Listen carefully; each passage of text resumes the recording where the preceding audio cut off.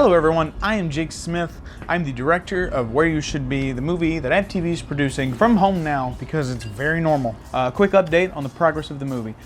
We had a week of reshoots planned the moment we returned from spring break, and that did not happen. The movie is still happening. We have just finished picture lock. Our great editor Joseph DeChile has been working extraordinarily hard to get this done. Now we have picture lock, meaning no shots will be changed. The final sequence is there. This week and next week we are working incredibly hard, all post-production in polishing dialogue, polishing sound effects, visual effects, basically all the finishing touches to try to put it together. Our composer, unfortunately, we were not able to do the live band that we wanted to, the live orchestra, to score the movie, which is unfortunate. We were all looking very forward to that. Ryan Dozer, our composer, was doing very well trying to get music together for us to use. And now our post-production team of Ewan Wynn and now Grant McPolin has agreed to help us. Thank you very much, Grant. Are doing the final touches. So very shortly, in a very short amount of time, there's a lot of work to be done, but it's still coming together. Thank you everyone that worked on this project, that cares about this project, that wants to see it through. It's like for me personally, if I'm being transparent, it's hard for me to want to stay doing this at home because the movie is fun. I care about the story. I care deeply about the story, but I care about every one of you, the people that help make this, the people that want to see it through, that are excited for it. And it's hard for me to do this and not see you. I want to go into this field. I want to do this work because I want to deal with people. I want to work with people.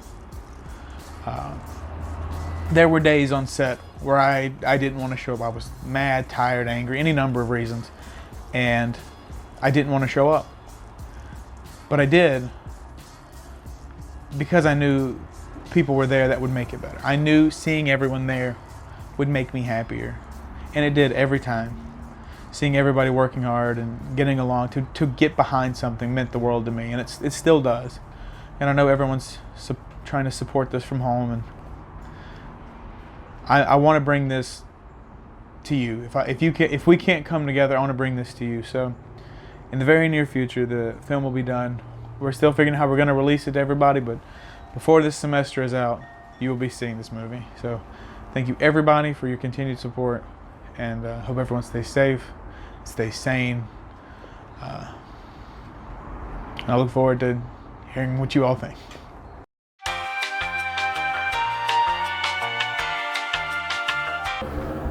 I'm Bianca Borluzzi, and I'm an associate producer and Becky Wilkson for Where You Should Be. If you were to just have like a table and a chair and like no lamps, no like little decor and stuff, it'd be a pretty boring scene. So props, like they can start a story, they can end a story, they can just be like random little things to make a shot or a scene feel more homey. So they're important in that sense, just to make it seem more realistic, make it seem more personable and stuff. On Monday's shoot, we needed coffee, but we couldn't just make coffee. Like, that's not something you could just do. So at first we went into the vending machine, we got a Starbucks coffee, but it was way too light. It was like a mocha and it was like milky. And then Jake was just like, let's use water. But we couldn't do that. That looked lame. Like, why would there be water in a coffee pot, you know? So then me and this boy named Nate, who's a COM 2250 kid, decided we'd try to come up with a solution. We did. And then we got Dr. Pepper. We put the Dr. Pepper in the coffee pot, mix it with water, boom, coffee. So there was no way I could like waste a whole lot of ink just printing off random forms. So we used like blank printer paper, and Jake told Harriet and I to just try and randomly spread it across the table. So we did that. And then we took the filled out forms and stuff and put them on top of the blank sheets of paper, which made it seem like it was all forms, but really just the first like layer of paper, first or second layer of paper was forms. What got you involved with movie? Well, like all of my friends are working for it and stuff, and I was only being the associate producer for Pixel Peak, so I still had 1 extra credit.